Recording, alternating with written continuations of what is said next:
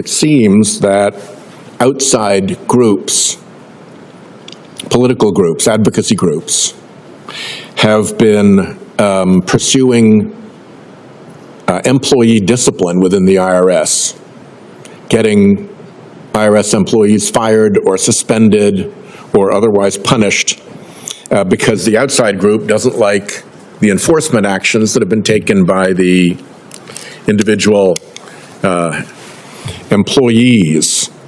It seems to me that outside political pressure groups putting personnel pressure on the IRS to discipline employees who are lawfully performing their functions is fairly improper. Would you reflect on what your role would be if a situation like that came to your attention? Senator, thank you for that question. And keep in mind, I'm not there at the IRS. So I understand. I have nothing to do with whatever's going on at the moment. Tonight, a tense exchange in the Senate. Can the IRS stay by the book when powerful interests push back?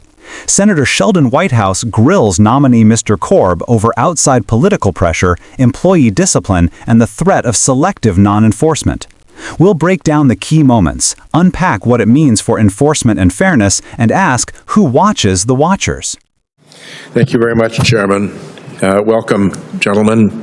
Mr. Korb, we met recently, and you made pretty clear to me that you would not tolerate the use of the IRS as a tool for individual favoritism or punishment of individual taxpayers for political reasons.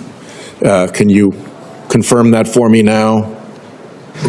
Yes, Senator Whitehouse. Let me tell you, I really enjoyed our meeting yesterday. We had a very frank and firm discussion. I appreciate some of the things you said to me about the role I'm stepping into.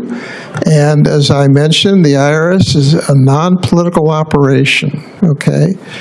Everybody's to be treated fairly, but firmly. And I commit that to you, okay? We also talked about categorical benefits to particular big donors or big donor classes applied through policies of selective non-enforcement of tax rules. So we happen to like this industry, and therefore IRS is not going to enforce the law against that industry because they're our political friends. You also said that that would not be a proper function for the IRS and that you'd be watchful about that as well. Is that a fair summary of our conversation? What would you say to that question of categorical non-enforcement? Yeah, I would say that that summarizes one of the items we discussed. As I mentioned to you, my reputation as being a by-the-book kind of guy, straight-laced, and we like that. That's what I was last time, and I will be again, as I assured you yesterday. Something we did not discuss, but I was made aware of after our meeting, is that it seems that outside groups, political groups, advocacy groups, have been pursuing employee discipline within the IRS, getting IRS employees fired or suspended or otherwise punished because the outside group doesn't like the enforcement actions that have been taken by the individual employees. It seems to me that outside political pressure groups putting personnel pressure on the IRS to discipline employees who are lawfully performing their functions is fairly improper. Would you reflect on what your role would be if a situation like that came to your attention? Senator, thank you for that question. And keep in mind, I'm not there at the IRS. So I I have understand. nothing to do with whatever's going on at the moment.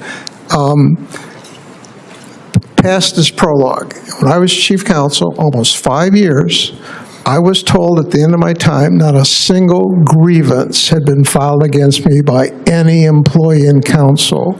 That had never happened before. That should tell you how I treat people, how I respect them. In terms of promotions, it was like the Cleveland Orchestra. Okay, I was their lawyer at one But time. since my time is short, let me just jump Okay, in all on you. right, I'm sorry to do I understand. that, but I get you. Okay. This is a more specific situation where there's an IRS employee, the IRS employee is going about their duties. Their duties annoy the powerful interest whose taxes are being reviewed, and therefore, advocacy group makes a move in the IRS to sanction the employee on a personnel basis for having had the temerity to go about doing their job.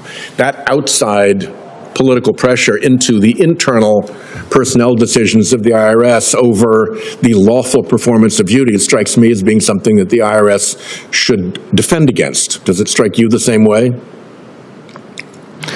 As I said, I am by the book, even-handed in terms of personnel matters. I will not be swayed by people who are not in the agency telling me what to do. Perfect. The last thing I'll mention, and I want to salute the chairman on this because he was essential in getting the work done to pass the Corporate Transparency Act. You and I talked about the dangers of shell corporations and of foreign and other nefarious interests hiding in American shell corporations, the extent to which that creates national security risk by empowering kleptocrats and international criminals and drug cartels and all of that is a little bit parallel to your line of work, but it's also a very significant avenue for tax fraud. And so I don't have a ask for you here other than to pay careful attention to the risks that shell corporations present if the government has no way of looking to see what criminal enterprise or what foreign kleptocrat or what crooked oligarch is using our American corporate protections to accomplish anti-American and illegal actions. Thank you. The exchange between Senator Sheldon Whitehouse and Mr. Korb cut to one of the most sensitive questions in American governance. Can the IRS truly operate free of political influence? Whitehouse's questions were pointed, not abstract. He wanted a concrete commitment that the IRS would never be used as a political tool, neither to punish opponents nor to protect allies. Korb responded with a steady refrain. He stressed that the IRS is a non-political agency, that everyone must be treated fairly but firmly, and that he has always been known as a by-the-book kind of leader. He leaned on his record from a prior tenure, noting that no grievances had been filed against him by employees. His message was simple: he plays it straight and he will not bend to pressure. But Whitehouse pressed further, highlighting a more subtle danger, the risk of categorical non-enforcement. Imagine a powerful industry, backed by deep-pocketed donors, that gains an informal pass. Enforcement against that industry softens, not because the law has changed, but because political friendships discourage scrutiny. That would mean two sets of rules, one for those with connections and another for everyone else. Korb agreed such favoritism would be improper, and assured senators he would be vigilant against it. The senator then turned to what might be the most alarming development: advocacy groups pushing for disciplinary action against individual IRS employees. Picture the scenario: an auditor follows the law, flags a problem in a major taxpayer's return, and suddenly an outside group begins lobbying to have that auditor punished. This tactic doesn't challenge the law itself, it attacks the people who enforce it. If employees believe doing their jobs could trigger personal retaliation, the chilling effect is obvious. Why take the risk of pursuing sensitive cases if it could cost you your career? Korb's reply again leaned on his reputation. He explained that he respects employees, treats them even-handedly, and would not allow outsiders to dictate personnel decisions. For senators, that assurance matters, but the broader challenge remains. Outside influence has grown more sophisticated. Instead of direct political orders, pressure now flows through lobbying campaigns, media narratives, and targeted personnel complaints.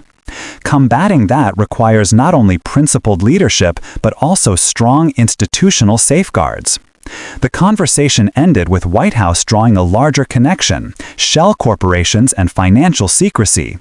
He praised efforts to pass the Corporate Transparency Act, which requires disclosure of beneficial ownership.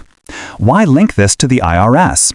Because tax enforcement and financial transparency go hand in hand. Without visibility into who really owns certain entities, the IRS struggles to track tax evasion, money laundering, or the flow of illicit funds. Criminal networks, drug cartels, and foreign oligarchs have exploited U.S. corporate structures precisely because they provide legal cover with minimal disclosure. For Whitehouse, protecting the integrity of tax enforcement isn't just about fairness at home, it's also about safeguarding national security. Taken as a whole, this exchange highlights three key themes. First, the IRS must remain impartial, insulated from political manipulation. Second, employees must be protected from improper outside pressure so they can enforce the law without fear. And third, the fight for transparency in corporate ownership is inseparable from effective tax enforcement. Why should the public care? Because trust in the IRS is not an abstract matter. Taxes fund the government. If citizens believe the system is rigged, that the wealthy and well-connected escape scrutiny while ordinary people bear the burden, compliance erodes. A perception of unfairness undermines the very foundation of tax administration. On the flip side, when the agency shows independence, protects its employees, and enforces the law evenly, it strengthens the social contract. Whitehouse's questioning served as a reminder: power and money will always try to bend the rules. The real test is whether leaders like Korb and the institutions they guide can resist. Verbal assurances are valuable, but they must be backed by transparent processes, clear protections, and a culture of professionalism.